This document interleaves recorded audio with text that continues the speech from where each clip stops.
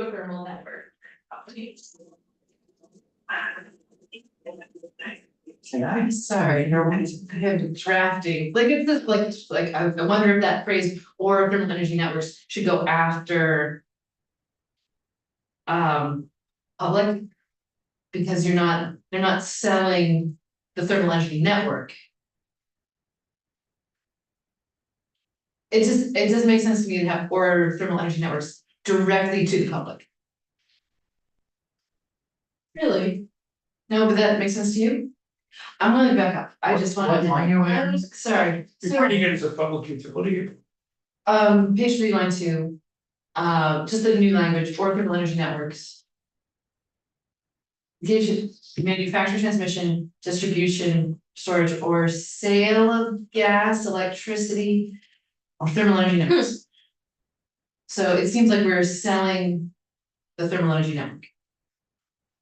Yes, But I was thinking the network is like the piping. yeah, But you're not selling the piping, they're selling the, well, why not? Like wires. but because they're not selling the piping to the public. Oh. Anyway, whatever. I think they might, right? I guess I'll think about it. Okay. Yeah. Sorry. I'm highlighting my copy, but Okay. Could you describe what it does with how it's written now in layman's terms? Eats and cools. Yes, I understand that part. What does? Yeah, so the language as it's written, the addition is the thermal energy network piece and cooling. But as it's currently written, it's a gas, this is a gas utility or an electric utility. Already, we do this for those, Yes. and is that like Velco is the example for electricity there, or is Green Mountain Power the example? All of them. Okay, so it's, and so let's say an example here for a thermal energy network could be the literal network of piping. And a municipality's utility of that. So we're talking about a company engaged in one of the following. This is establishing the PUC's jurisdiction over so-called utilities. Okay. I understand that. Okay. basically any form of utility. So I guess I'll just caveat that I think a lot of the language in this bill could be adjusted. And, you know, yes, it's just an initial draft, so. All flags Yeah, are, well. You have nothing, No, that's it. well, don't hold yourself back. It's okay. Thank you. I also don't like that it's plural there because that indicates that they have to have more than one. Or they could just be running a single one if they're in a municipality, so yes, I already do think we should rephrase the sentence slightly, but I'll think more about it. It's a little awkward, Yes, I mean. It doesn't scan, it's kind of like apple, orange, you know, the way it reads, you know. well, and that last clause is from like 100 years ago, so the whole sentence is weird already. Alright, so section 4 is then amending section 248. And it's adding thermal energy to a type of facility that will need a section 248 permit, a permit also called a certificate of public good or CPG. And it's being specific about it though, so I'll read you the language, but it's requiring a system of more than 20 members. So on line 12, no person or company, as defined in section 201 of this title, may operate as a thermal energy network provider and construct a thermal energy network for the provision of thermal energy service to more than 20 customers, to more than 20 members of the public, unless the Public Utility Commission first finds that the same will promote the general good of the state and issues a certificate to that effect. Subsequent to issuance of a certificate, the commission shall approve all rates for a thermal energy network provider, except that a municipality does not need to obtain approval of its rates. So this is contemplating that either a private company or a municipality can operate as a provider. And if it's a private company, they will need to do rate setting through the PUC, but if it's a municipality, they will not need to obtain approval of the rates. The certificate granted shall include the authority to lay conductors, pipes, conduits, ducts, and other fixtures on privately owned. On the page 4, publicly owned land. And in streets, highways, and public places to the same extent. And subject to the same limitations as that of an electric utility under this chapter. Any previously obtained by eminent domain or by deed, any right previously obtained by eminent domain or by deed. To lay, construct, operate, or maintain bare lines or pipes for transmission of electricity or natural gas. May also be used for transmission of thermal energy fluids. And may be used without additional approval, amended deed, or additional compensation. If the change does not significantly increase the burden or significantly alter the environmental impact of the use. A municipality shall have the authority to construct, operate, set rates for, finance, and use eminent domain for a thermal energy network utility. Without a certificate of public good or approval by the commission in the same manner and to the same extent as its charter.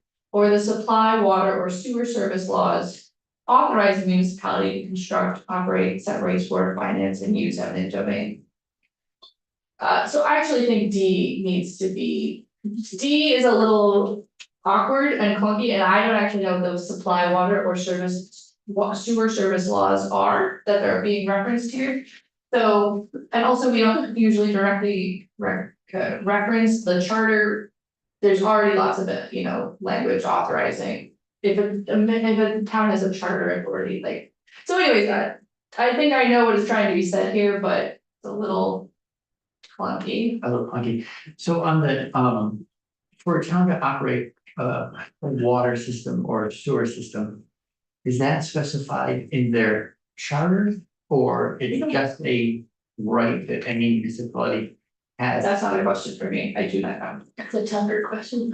Yeah, I don't believe, anecdotally, I don't believe the town of Hartford, I don't believe that we have in our charter wastewater. It's a separate, I don't know, I don't think we do. I do not.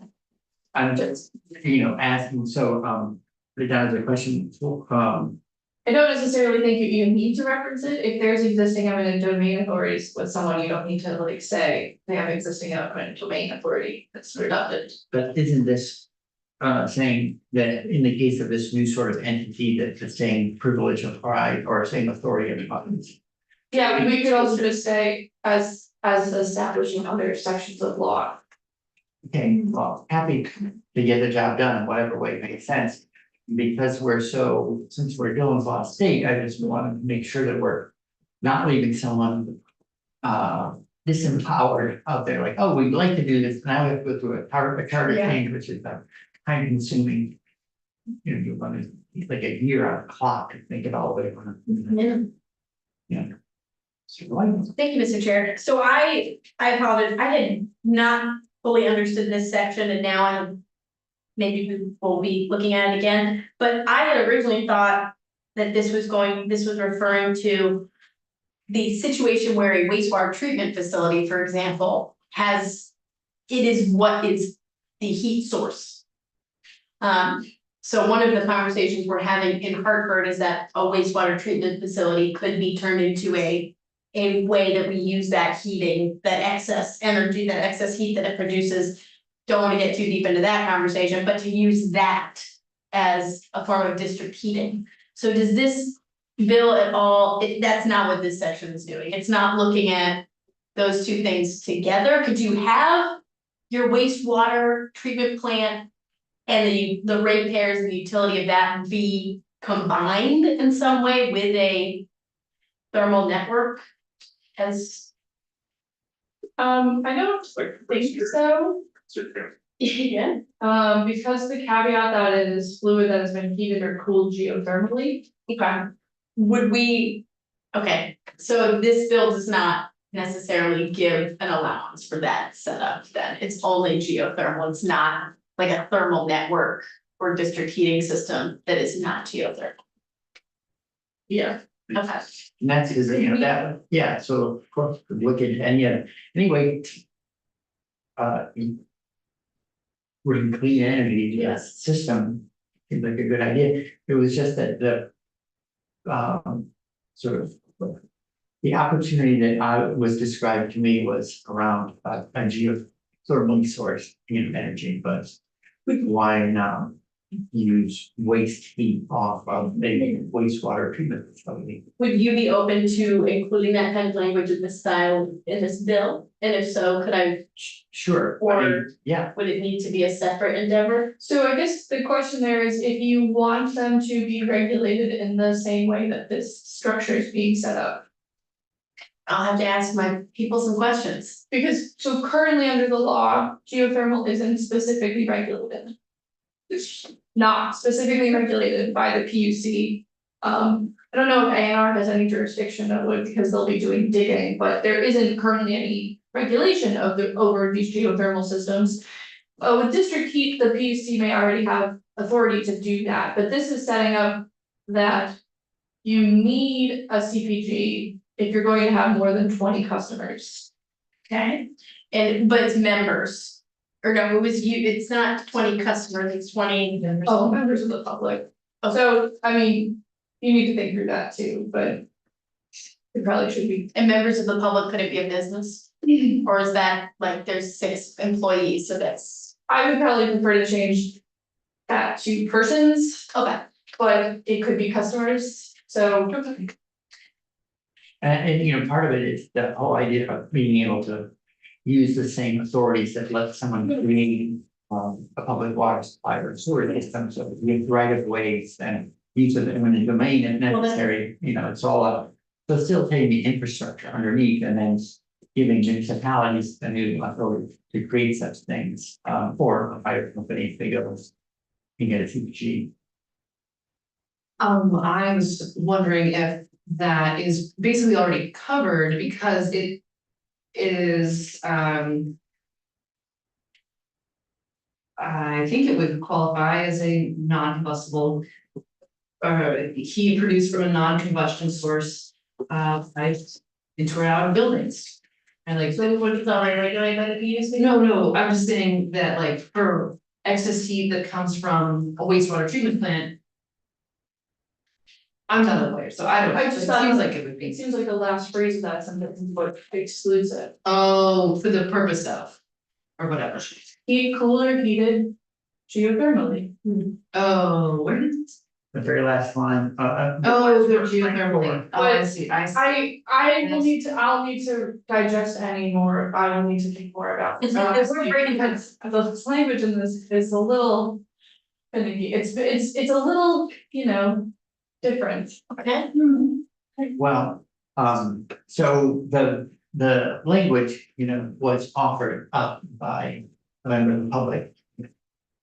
That's sometimes where we start, but I wanna make sure that, you know, I'm saying no holds barred. It needs to be our bill, our law, our language, and so we're coming to you as our lawyer to do that and.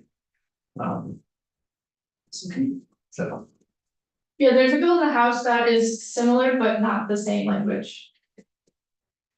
Does it contemplate wastewater? No. so I think offline, I'll check in with you and do a side by side and see what those. So further after our drafting deadline, there were further suggestions made by an individual interested in it. And they only flowed over, as a companion bill that's being offered on the House side. Because their deadline was late, so, okay. We could pick those up if they make sense. So then section 5, is adding a new section to title 30, mostly related to rulemaking. So on or before October 1, 2024, the Public Utility Commission shall initiate a proceeding to support the development of thermal energy networks and the permitting of thermal energy network providers. The commission, on to page 5, the commission shall adopt the rules pursuant to 3 VSA chapter 25. governing all aspects of the permitting, construction, operation, and rates as reasonably necessary. The commission's rules shall facilitate and prioritize establishment of thermal energy networks to serve customers with low income and moderate income, which may include reduced rates if necessary.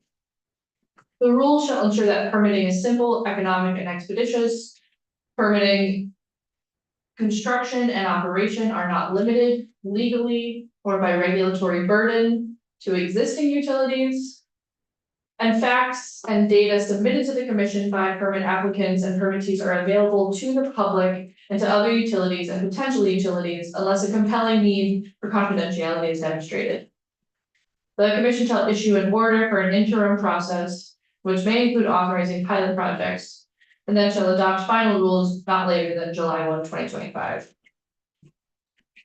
You may want to think about that last date too, because It's good, that seems, especially, could be fast. right, especially because you're allowing for an interim order. Yeah. It's like hardly time enough to, it could be a stretch to make that rule, even as an interim, okay?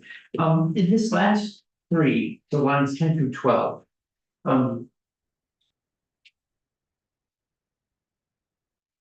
Do we usually, I mean, I'm trying to compare that to the norm, right?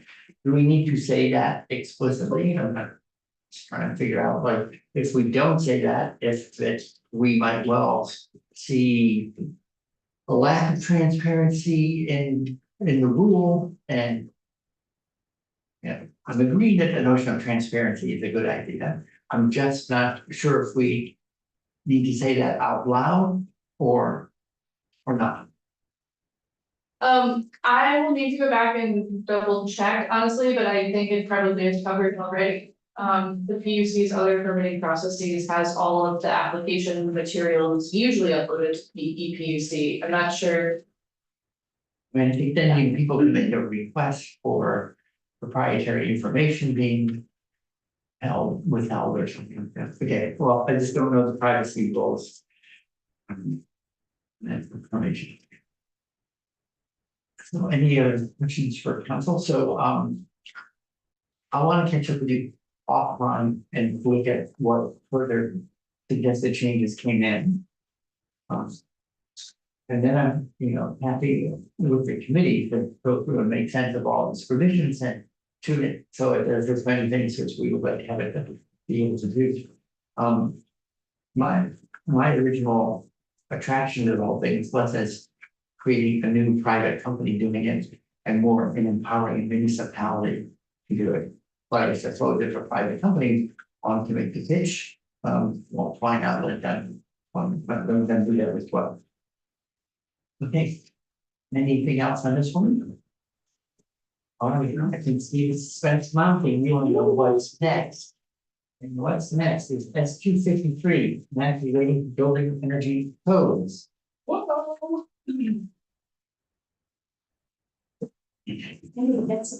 Older action going.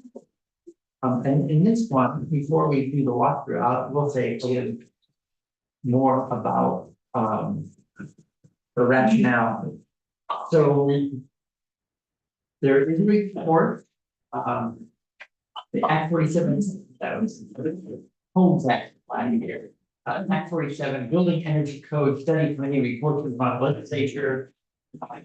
There's a working group that ran last July to December that worked on building energy codes. We have a residential one and a commercial one, RVs and CVs, residential building energy standards, and commercial building energy standards. It was a really very productive working group, and we ended up talking about, taking a comprehensive look at the energy standards exist, I think, in a complicated environment.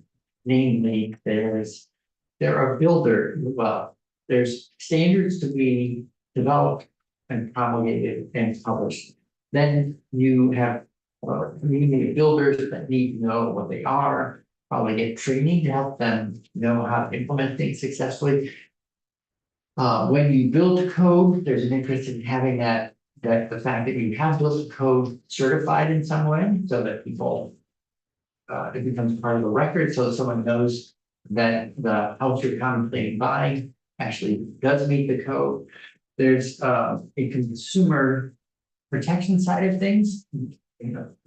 The code is designed to help you have a healthy, energy efficient home. You would like to have, it's a reasonable assurance or goal, aspiration, whatever, and it's. But consumers are not in a good position to determine whether or not a house can build such a standard. Because there's so many technical aspects of it, and many of them are already closed up inside the wall. You can't even inspect. And then on top of that, there's a sort of a business opportunity side of things where for builders who build a code, it adds expense because of the time and material, the care of doing the work. So builders who build the code, if they are responding to a request for a bid, and there's another builder bidding who doesn't build to code, and it makes it less expensive for them to build that house, they can lose bids because people aren't planning to build to code. And so it's an unlevel playing field where making, you know, we don't want to disadvantage anyone who's actually following the law. So that's another sort of complicated piece of the puzzle. And then we don't have an orderly system out there to go inspect homes, make sure they're being built with the energy standard. And then sort of legal apparatus that might be, you would need, if you're going to regulate, then you would have to have some way of enforcing. Okay. So when it's just a little bit of, you're in for an inch, you're in for a mile, and then the staffing required to do all this training. So I'm putting like a lot of puzzle pieces out. They're challenging pieces, and I'd say this bill says, okay, the transition to a fully regulated system that helps ensure that everything is built to code. Will take years to get there, and it involves a certain amount of training, education, change in culture. So rather than be paralyzed by the list doing the entire thing, why not get started and create a mechanism and carry the conversation forward? So there are some nuts and bolts provisions in here oriented to helping us improve practice out in the world, and then there's a study committee designated to help carry out the conversation and piece by piece help us find out, develop a pathway to doing the work better. And if you ask me, I see the past guesstimate as from where we are now to when we might be fully implemented, you know, a highly regulated system that's efficient, clear, all the rest. I'd say like 7 years. That was the figure that came up more than once. So a little bit daunting, but the point of this iteration of the bill is to help us, you know, take step one along that timeline. So that's a rambling introduction, but it was a really fascinating, complicated puzzle. And I only put like 7 of the pieces on the table, and I would say 27 pieces or more came up in the working conversation. So with that, if you could walk us through the bill, please, Mr. Knopf. Sure. S-253, enacting to building energy codes. The first section is a finding section. The General Assembly finds, according to the most recent State of Vermont greenhouse gas emissions inventory updated forecast, homes and business heating and cooling is the second largest source of greenhouse gas emissions in Vermont. Under 10 VSA 578, the state has an obligation to meet named greenhouse gas reduction requirements. In order to attain these reductions, onto page 2, greenhouse gas emissions from the thermal sector, that is the heating and cooling of homes and businesses, must be reduced. One method of reducing thermal sector emissions is to increase the energy efficiency of Vermont's homes and businesses through building to an energy efficient building energy standard. Vermont established the residential building energy standards, or the RBs, in 1997, and the commercial building energy standards, the CBs, in 2007.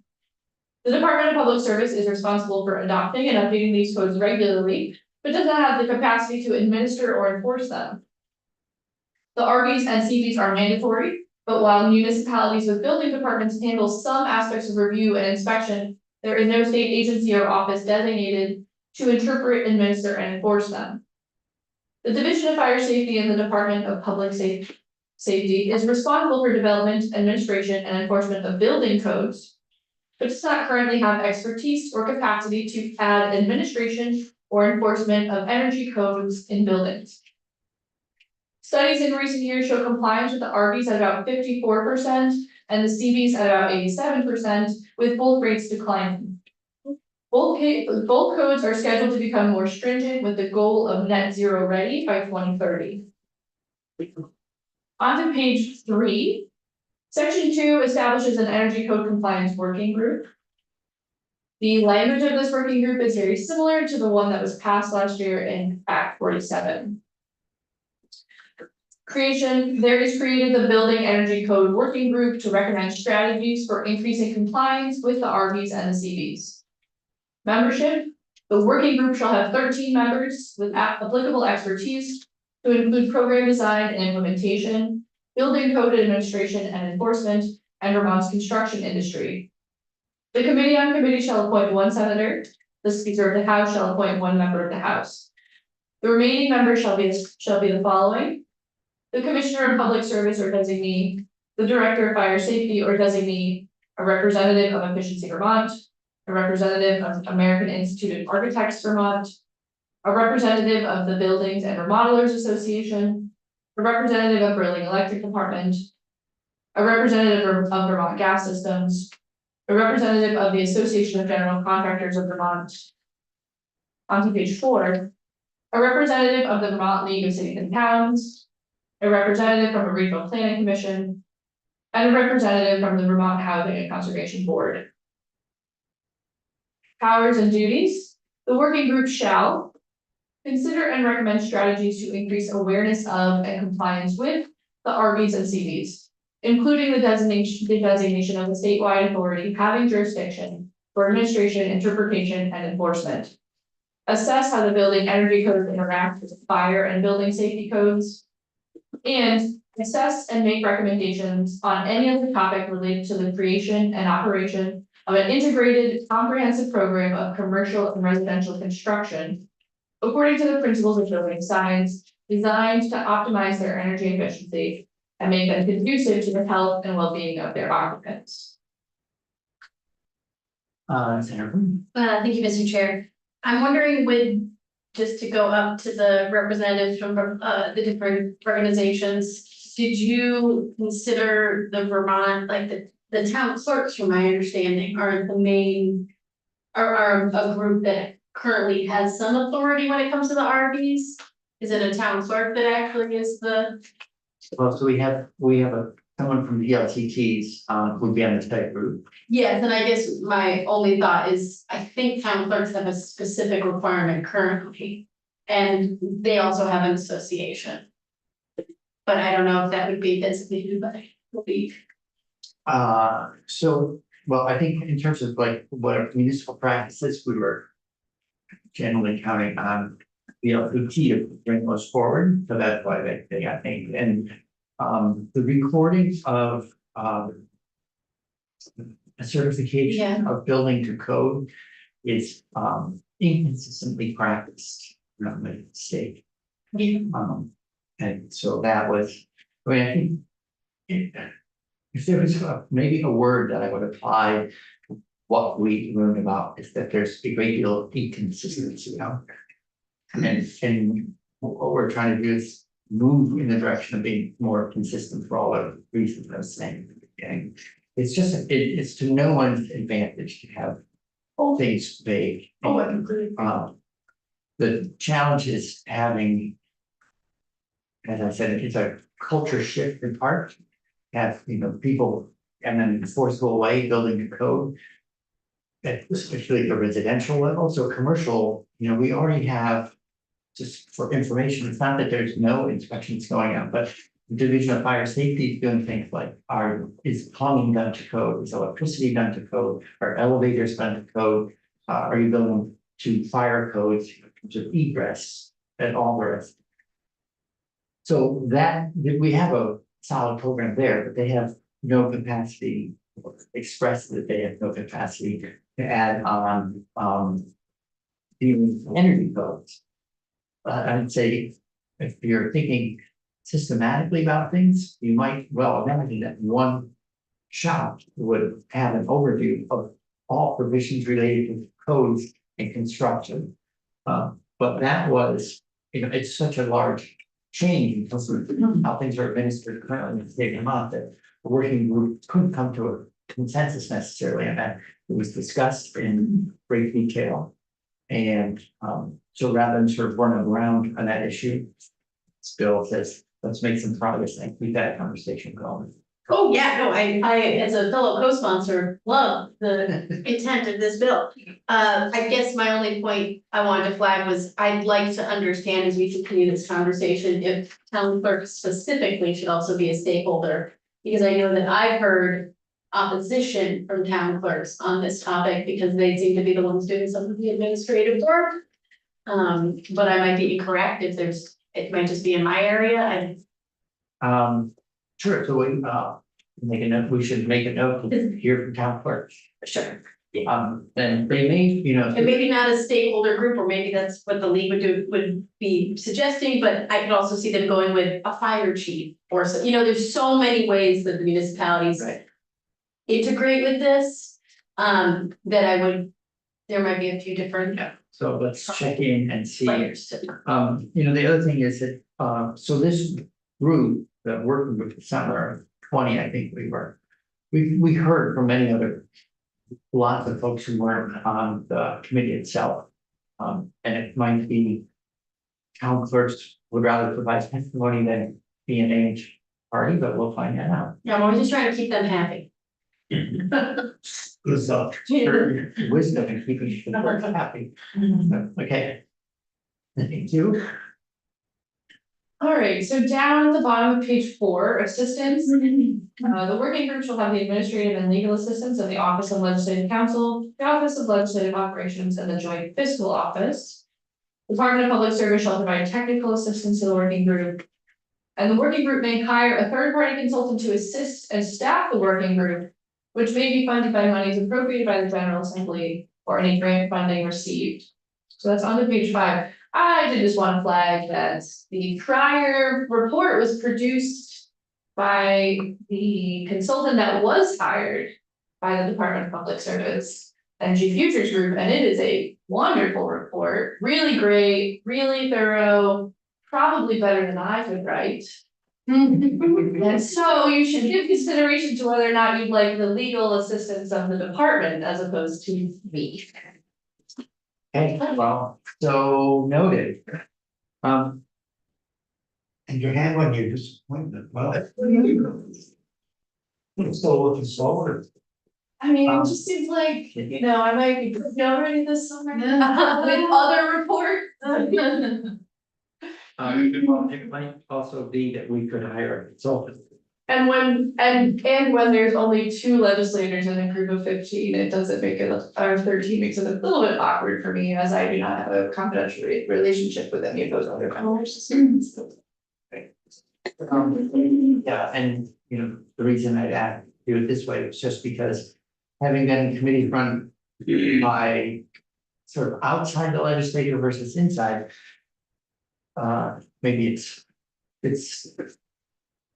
much easier to manage a group when you have like the regular team available to help support work. Your point is well taken.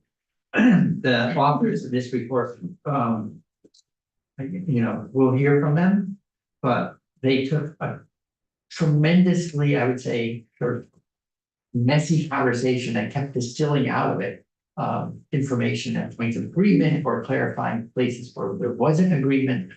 It was really helpful for the committee to have them doing it.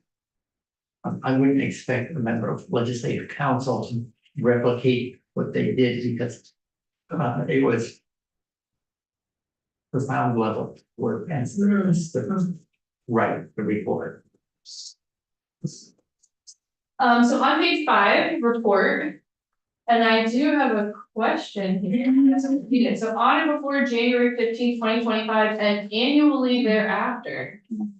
The working group shall submit a written report to the General Assembly with its findings and recommendations for legislative action.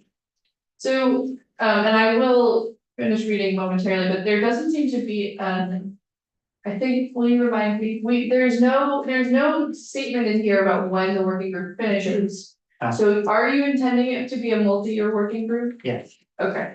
I mean, you know, when I did 7 years, that sort of see the ants feel. Okay. This group might work year after year, and so bringing, no more sports metaphors, but bringing the ball down the field. Okay. We may wanna say that in here somewhere, just so that's clear. Okay, if you can think about where we would add blank Yeah. like that. The other thing is, we say, report to the General Assembly, and I guess that's just fine. Sometimes we name, it makes me realize, sometimes we name committees, other times we just say General Assembly. And I don't know if there's a rhyme or reason which way to do it and why. If we name this committee specifically, it will come directly to you, otherwise it just gets uploaded generally to the General Assembly's website. So either is fine, you probably do want to be the committee.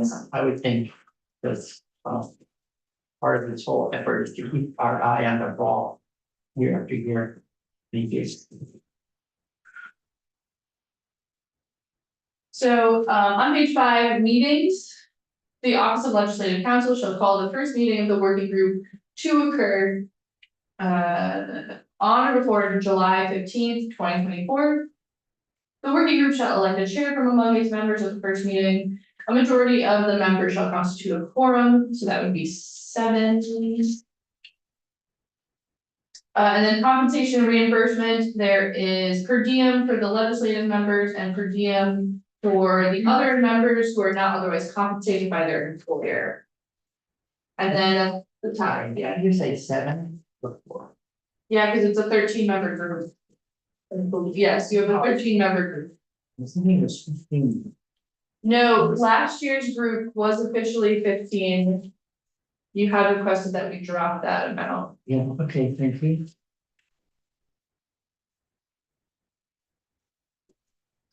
But it can be as many as you'd like. When committees get too big, it's not that helpful for them, I think. Better to call in witnesses if the others than you. And then finally, the money will be paid from appropriation to the General Assembly for any grant funding received. So that's the working group. And then there are 2 other sections of this bill. The first is, so on page 6, section 3 is amending the RBs, which is in 30 VSA, section 51. So the change is in the middle of the page, down on line 10. After January 1, 2011, the commissioner may direct the timely and appropriate revision of the RBs after the issuance of updated standards for residential construction under the IECC. And so currently the statute directs this commissioner to ensure the appropriate revisions are made promptly after the issuance of the IECC. Doesn't sound an opaque change. What happened last year was the normal process is the IEC issues a revised standard that triggers the department initially revising the RBs and CBs, and from in Elkhart, when they brought those rules forward last summer, there was a lot of concern from the building community that there were already buildings failing for a lack of being well built in accordance with like building science, good practice, especially for causing moisture and rot out in wall and ceiling. So the fact that the code Meaning was like then a too tight kind of situation? too tight or improperly constructed, you know, if you don't control vapor moving through a Okay. wall and it condenses and then the wall never dries out, things like that, and so the code revision for last July raised the level of insulation even higher and had specifications that builders said, wait, if people are already having trouble meeting this code and building well, if we set the bar even higher, it may result unintentionally in even more failures. So could we please pause and help people come up to speed on building well under the current code before asking for even higher levels of performance? The department had been interpreting language that's altered here to say they must, shall ensure appropriate reasons are made promptly. And so there was kind of an automatic ratcheting. Every time IECC came out with something, Vermont's code went up. And people said, well, I hit the pause button, let building practice catch up and then advance the code. So this allows the pause to happen. It's may direct the timing for revision of the RVs. And it just provides discretion to the department as opposed to mandatory ratcheting because IECC has acted. That the backstory on that change. And it doesn't, in some level, it doesn't feel good to say, wait, we're trying to make steady progress. Why would we go from a shall to a may? And this was, I'd say, this was my nuanced approach to saying, how do we keep in place the intent that we want to keep making progress, but not have it be lockstep with IECC. So. Sure. Yeah, thank you. I mean, so that is exactly my concern with this part of it. I mean, the idea that if once this language was in statute, it's possible that no updates could happen after. And I don't know how to put a check into that. Yeah. So, but I'm also sympathizing with the perspective of that, like, we do need to let practices catch up and that is appropriate. Yeah, So anyway, I don't know what the solution is. Well, I sympathetic with the concern, like, we don't want to say, oh, well, we did this now, and then we need to stop paying attention to it ever again, and 10 years hence, we're now 15 years behind on building code updates, energy code updates, energy standards.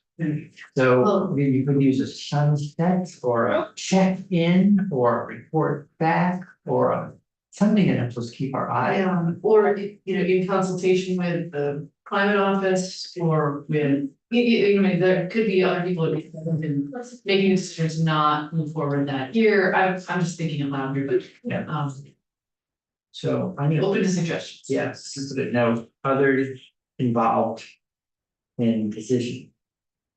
Question. So, and I'll just say, I think there is elsewhere a requirement that they eventually move to net zero ready.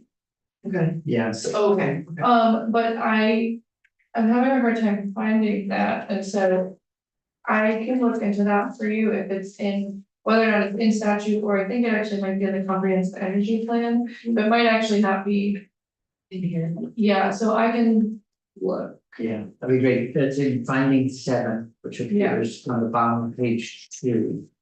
It says, schedule to become more stringent with the goal of net zero ready by 2030. And you're flagging exactly, like, when we read past that, the question I had was like, how binding is that and where is it expressed? Well, I guess I will research it. Thank you. but you could ask the person who wrote those findings. Who wrote this, that thing? I'm pretty sure you did. No, they came out of the, The report, they come out of the report. that came out of the bill. These findings are carried forward from the bill that authorized this summer's work group. So I don't know who drafted those original findings from a year ago, but we'll find out. And that's the other source of information on this would be Representative Campbell. It's not in last year's findings. It's not. No. Shocking. I'm shocked. You're in there. We can track it down though, Misspoken. All right, we'll chase it down. Thank you. yeah, oh, no, it is, I'm sorry, you're right, it is, it wasn't last year's. I'm shocked to read. Alright, great. That's Rosa. Alright, so, do you wanna move on to the last part? I can't wait. So, on page 7, in section 4, the CVs are then, updated to have similar language to what we just discussed, so. In section 4, in the middle of page 7. It is striking the requirement that at least every 3 years. The Commissioner of Public Service shall amend and update the CVs by means of administrative rules. And then it goes on to say, the Commissioner may direct the timely and appropriate revision of the CVs after the issuance of updated standards. For commercial construction under IECC or ASHRAE. Whichever provides greater level of energy savings. And not to muddy the waters, but this LCAR question is still pending, so that rule got presented, it was adopted by LCAR, but the effective date was, at the request of LCAR, to provide for a legislative session to occur prior to implementation, pushed all the way to July 1, 2024, which was pretty unusual for, that someone in LCAR usually implement something pretty close to ASAP. And the department was willing to move it off about a year at that point. And so that's, I want us to be aware that that question hanging out there, without any action on the part of the legislature, that rule would go into effect in 2024. The next revision, the one that triggered all the concern that led to the working group. And who's flagging that is in play, it's not addressed in the bill. But it's certainly out there. And then the effective date is on passage. And any questions from you, council? Right. Oh, I will just also flag, if you're gonna make the working group a multi-year Yeah. and 7 years, you're gonna have to consider how vacancies will be filled. Especially in regards to the legislative members. Okay, so let's think about bringing Jessica for that. Yeah, thank you. All right, and so we have 2 guests in the room. Mr. Brewer, I don't know if we have a little time, so I don't know if you want to say anything while you're here or just be witnesses in the future if while we take this up and do further work. I'm figuring probably, given the number of things on our plate, we won't come back to this for 3 weeks or more, but that it would be a priority to make crossover. Andrew Brewer with Downs, Franklin and Martin. On this bill, I'm representing the Vermont Builders and Remodelers Association. And new is the AIA Vermont American Institute of Architects, very interested in this issue.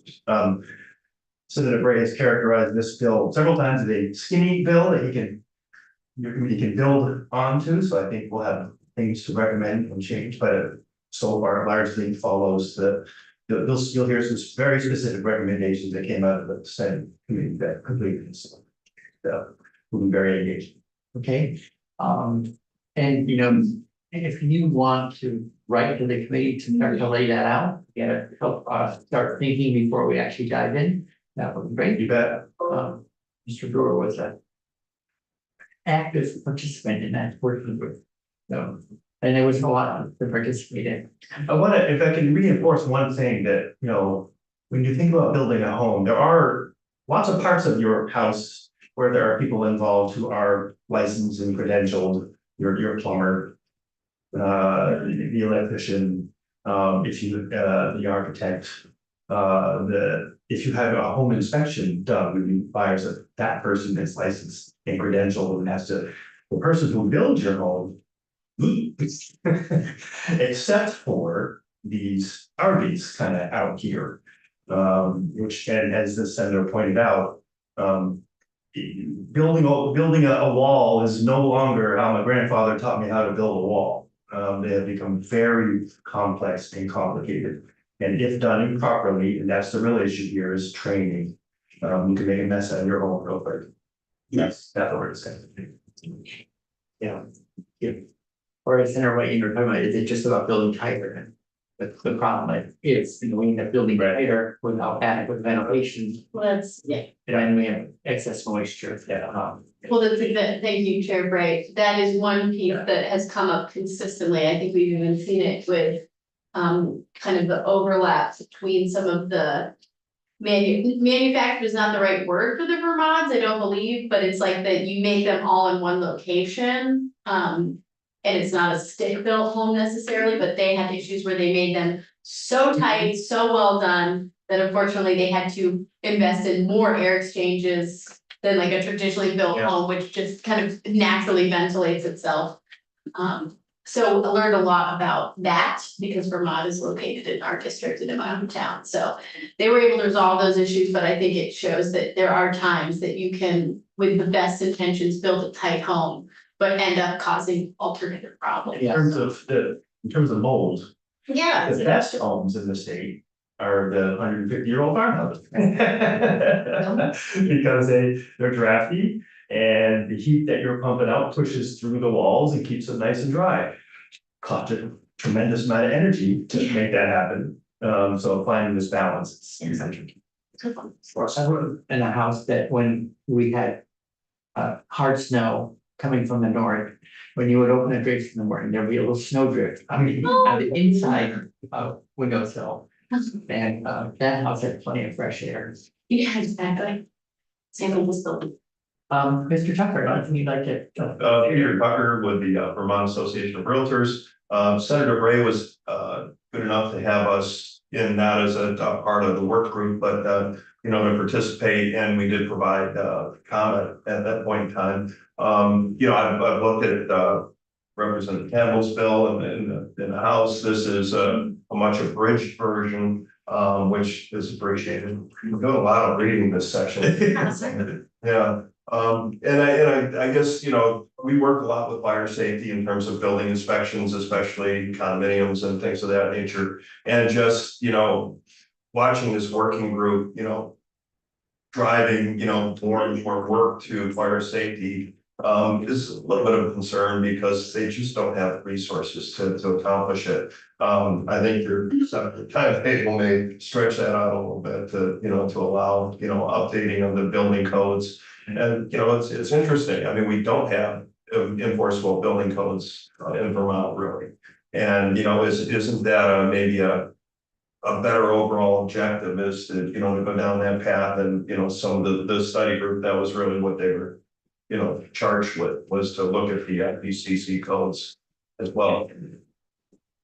Yeah, it's from the environmental, you know, we've done a lot of work in weatherization here, and by the time you're weatherizing in an existing home, it's so much more expensive and complicated than to build it right from the beginning. And but to your point about ventilation, so I should know this from looking at that code, but I think continuous ventilation is the norm now. But it's not a question of how much air sort of leaks in or out. It's like you have a system that reliably moves air at a certain rate into your house.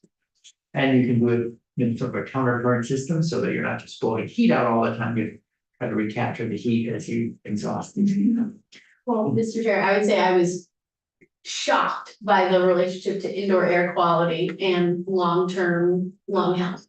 You know, we all think that it's out, if you're outside and it's smog, but it's actually almost exclusively indoor air quality that has those long-term impacts, so it's a lot of different things. So I love that we're taking an environmental perspective, but I also think that there's some ways that these standards support other important public health and Yeah. safety related. So maybe 6 years ago, this committee started, we invited Department of Public Health in, might be even 8, and.